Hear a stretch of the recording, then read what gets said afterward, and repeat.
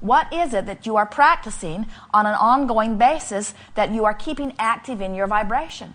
Because whatever it is, eventually becomes not only an active vibration, it becomes a dominant vibration on those subjects. And whatever is the dominant vibration within you, in other words, whatever you've practiced the most, is what becomes your point of attraction. And then it feels to you like somebody else must be doing this to you because you would not do it to yourself. And we say, nobody else can do it to you. You are doing every bit of it to yourself by practicing thoughts.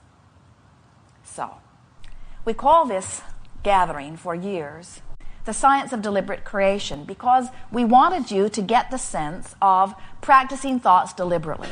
We wanted you to get the sense of making a decision of how you want to feel and choosing thoughts that line up with that. Recently, we have begun calling this gathering the art of allowing, because we wanted to put emphasis upon using your guidance to allow the well-being that you've already been asking for. But both parts of it are important. You came into an environment of contrast because you wanted your personal preferences to be noted. But then you must reach the place where you decide that you will become a vibrational match to your own vibrational outpouring. And so, art of allowing it is. Art of allowing all of the things that you've been asking for to come easily into your experience, which in very simple terms means the art of finding thoughts that feel good about subjects that are important to me in order to allow myself to be a vibrational match to those things I'm asking for. So if there is anything in your experience that you've been desiring that isn't showing up as quickly or as fully as you'd like it to, it is for one reason only. You're giving too much attention to what is and not enough attention to what you would like to be. Now, there are two ways around this. You can take that subject like a bull by the horns, and you can force yourself to think thoughts about it that feel good when you think about it. Or you can just choose some thought that you already feel good about. In other words, you do not have to wrestle to the ground the thoughts that don't feel good and turn them into better feeling thoughts. In fact, that's a really hard way to go. Instead, you can choose thoughts that already feel good, give more attention to those thoughts until your dominant vibration becomes one of well-being. In other words, you could have huge financial debt. You could have financial agencies beating on your door. You could have a telephone that you never answer because you're afraid of who might be there. You could have fear in your heart about your financial situation. And you could say today, I'm going to give as little attention to this as possible while I focus upon the new love of my life, or while I focus upon my new dog that I'm going to take to the park every day and have a nice run with, or while I get a new computer program and give it my undivided attention while I learn all of the positive aspects of it. And as you distract yourself from the vibrational trauma around finances, you will allow a release of that habit of vibration and put yourself in an environment where you will then allow Source to deliver to you what you've been asking for and what Source has been attempting to deliver all along. In other words, you just got to stop resisting in order to let the well-being in. Humans have a hard time with that because you do not understand sometimes who you are. You do not understand the blessed beings that you be. You do not understand the love that is offered to you constantly. You do not understand the perfection of your being.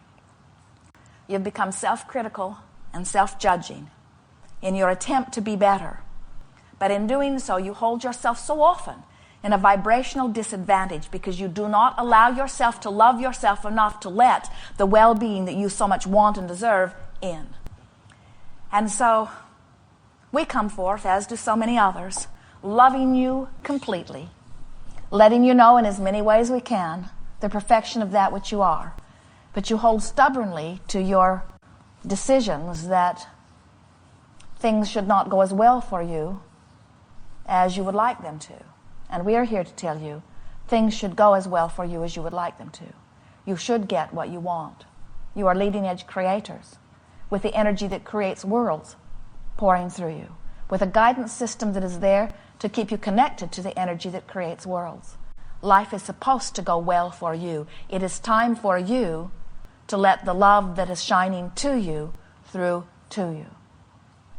So how do you go about that? How do you make something different in your vibration become active? You just have to practice it, that's all. How do you let financial abundance be the more dominant vibration within you? You just have to practice it. How do you let physical well-being be the most dominant vibration within you? You just have to practice it. You just have to find thoughts that feel good on subjects that are important to you and try to stay tuned to the subjects that feel good. And if the subject doesn't feel good, then change the subject. Get off of it. When you think about money, does money feel free and adventurous to you? Does it sort of give you that feeling of elation? Or when you think about money, does it feel more heavy, more worrisome? You can tell right away which way it is. It doesn't really matter because you can change it. But we want to say to you, whichever way it is only that way because you've practiced it that way more. When you think about your physical body, do you feel secure and stable and adventurous, or do you feel tentative and worried? Do you feel sort of unsteady and unsure? It doesn't matter which way it is because you can change it, but whichever way it is, you can feel. You can feel which way you lean, and we just want to say to you that you lean that way because you've practiced it that way, that's all. We're suggesting that you make a decision that you're going to start practicing thoughts that feel better. And we have an endless bag of tricks to offer to you to help you toward that end. There are so many different things that you can do that will all help you become more oriented to allowing the well-being that is natural to you.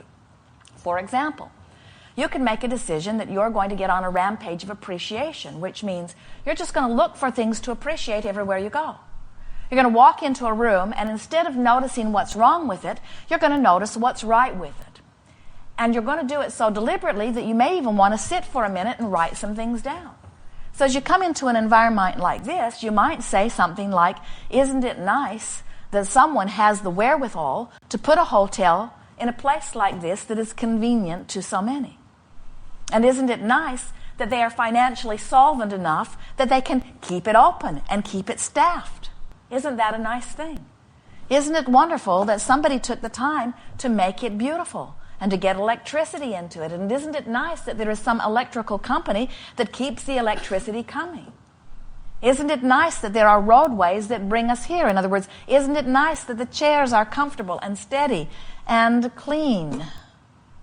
Isn't it nice that we have this environment where nobody's beating on the door, nobody's demanding to know what we're talking about in here, nobody is making you show credentials about whether you are allowed to be here or not? In other words, there are endless positive aspects that when you focus upon them would make you connect to your source energy if you would take the time to do it. Now, you could notice the hole in the carpet, and you could notice that the bellman didn't come when he said he would, and you could notice that, in other words, it could go any way you decide to make it. But our point is, when you decide that this is a moment that you are actually labeling rampage of appreciation, this is a moment where I am literally looking for things to say, isn't that nice, isn't that nice, isn't that nice, isn't that nice?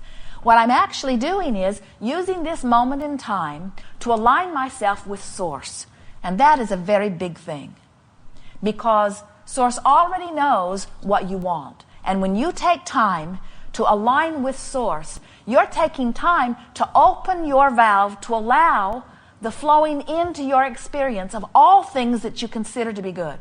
Not just things about this room, not just things about the subject that you are appreciating, but all things that you desire are open for you to receive when you are using anything as your excuse to feel good. Rampage of appreciation, powerful tool. If it was the only thing you ever knew, you could live happily ever after, fulfill every dream that you could ever conjure, be the brightest light in everyone you know's life, add more to this physical environment of anybody who's ever been here or ever will be here. In other words, you need not know one other thing other than to appreciate, and you would open to all things good. Because the universe has established everything else. The contrast is there to make you personally prefer. If you could just get in the habit of appreciating every chance you get, you would be in the place of allowing so much good to flow into your experience. People who watch you would be sure that you had been granted a path of well-being before you were even born.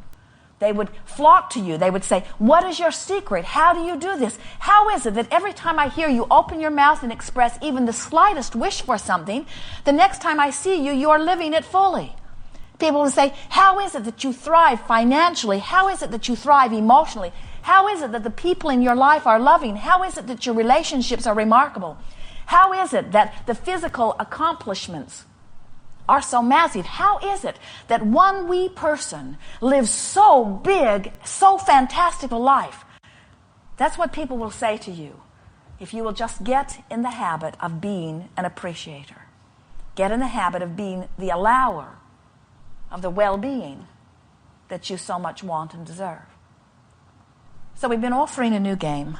We're calling it virtual reality, where for no good reason at all other than to feel good, which is the biggest reason of all, you just find some little snatch of something to think about it and make it as lovely as you can. Sort of like you're directing a movie. You say, what is the place I would most like to be for the next 30 or 60 seconds in my mind? Where would I like to be, and how would I like it to feel, and who else would I like to be there? And the whole point of it is just to conjure a feeling of well-being. Now, this is not a better exercise than a rampage of appreciation. It's just a different exercise. It's not a better exercise than meditation, which is a quieting of mind and a releasing of resistance. It's just a different exercise. It's just another excuse in your bag of tricks to let this be a moment of allowing the well-being in rather than resisting it. It's sort of diversion from what's troubling you. Because attention to what's troubling you holds you in that place where you don't let solutions in. Another game is, wouldn't it be nice if? Wouldn't it be nice if we would have wonderful weather for the drive that we're making today or tomorrow?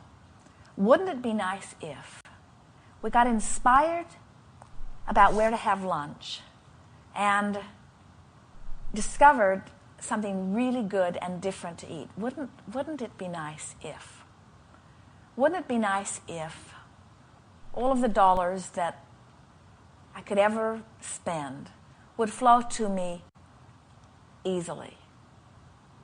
Wouldn't it be nice if I could really get organized and utterly happy in my home environment? Wouldn't it be nice if? It's a wonderful game. But when you jump into the wouldn't it be nice if game, without having practiced or conjured deliberately, sometimes when you're deciding wouldn't it be nice if, you jump right into the yeah, it would be nice, but it's not really like that.